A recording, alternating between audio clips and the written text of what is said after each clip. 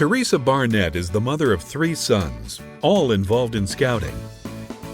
She became involved in the popcorn sale by becoming a unit colonel and then became the district colonel for the Ozark Trails Council in Springfield, Missouri. Over the 4 years Teresa has been involved, the council's gross popcorn sales have increased by 42% to $1,272,376. The average per unit sales increased by 50.7%. And more importantly, she has distinguished herself through her passion for helping scouts and scouting.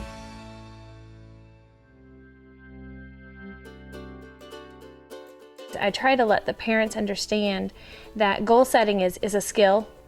It's not an automatic thing, and it's something that has to be taught. It's important to understand that we are setting the foundation of that now, and if we don't want our kids growing up sitting on our couches eating pizza, playing video games all the time, we have to teach them how to set goals. The successful people in life have learned how to set goals. It's all about taking it and turning it into a business approach. So goal setting goes along with that, but it's not the only thing. There's communication, and there's speech, and there's listening skills. You know, all of these are skills and not just automatic. What the children get out of selling popcorn and setting goals is a feeling of achievement and a feeling of success. What we have the ability to do in popcorn is to actually give them a real feeling of success and what that feels like and what that looks like. And when we do that early on with a kid, they build confidence, a sense of ownership when it comes to the popcorn or sales, and to their scouting, because when they sell lots of popcorn, they have the ability to be able to pay for their own scouting experience, and that's a wonderful gift to give to a kid. The other thing is that 70% comes back to local scouts. There's not a fundraiser that can really trumpet that.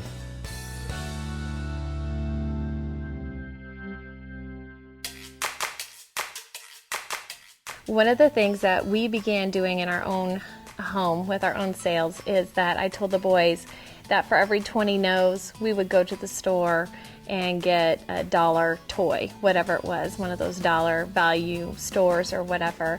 And so we did that in the very beginning. And so what happened was that turned the no into a very positive thing. I'll never forget one man said no and slammed the door in the boy's face.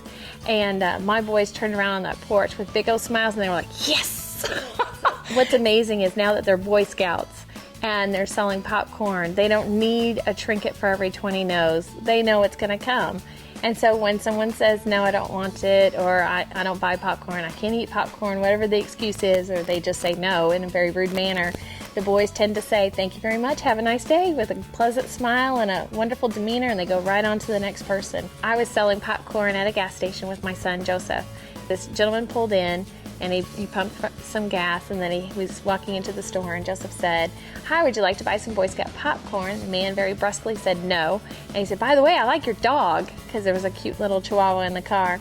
And the man went on inside, paid for his gas, came out and said, so you like my dog? And Joe said, yeah, I really like it. And so they had this whole conversation about miniature dogs and how they, just couldn't live without them. And before the gentleman left, he had bought some popcorn from Joseph and went on. And that to me is really where the Boy Scouts actually have an opportunity to sell more popcorn than Cub Scouts, because they have that ability to be able to build relationships. If they've built those skills along the way, they have the ability to build a relationship really quickly with people that they've never met before. If the parent is not on board, the child is not going to be successful in popcorn. And that's vital. Standing up in front of an audience is terrifying for many, many children, and Boy Scouts and teenagers and adults. And so we need all the encouragement that we can get. Our kids need it even more. So that's where parents have got to be engaged. Help them to dream. What can they do with that gift card if that's the prize? Or maybe it's an actual toy or something like that. Whatever it is, help them to dream. The second thing that I would advise parents to do is to be purposefully engaged in the popcorn season and encourage their kids the whole thing. All of us are tired after a day of work. All of us are worn out. During popcorn time, for our kids to be successful and to feel that success, we have to sacrifice ourselves and put them before us. Probably the final thing would be that coaching. Your kid is not going to get on the bicycle and ride the first time. They're going to fall off. And they don't need you jumping in there, taking over, and embarrassing them. What they need is for you to let them kind of flounder, figure it out, then pull them back over to the side after that person's gone and say, how did that go? What do you think would go better? Maybe next time try this if this is what they say. And for a parent to actually be, instead of playing on their cell phone, to be taking notes on maybe what they can practice later on when they get home, what they can work on. That way that kid can actually get on the bicycle and ride down the hill with confidence and not fall off. Your typical popcorn time takes place over four weeks. And so what I ask of my unit colonels and of my parents, it is if you're willing to give 110% over the next 4 weeks, then your scout and our pack or our troop is going to benefit tremendously.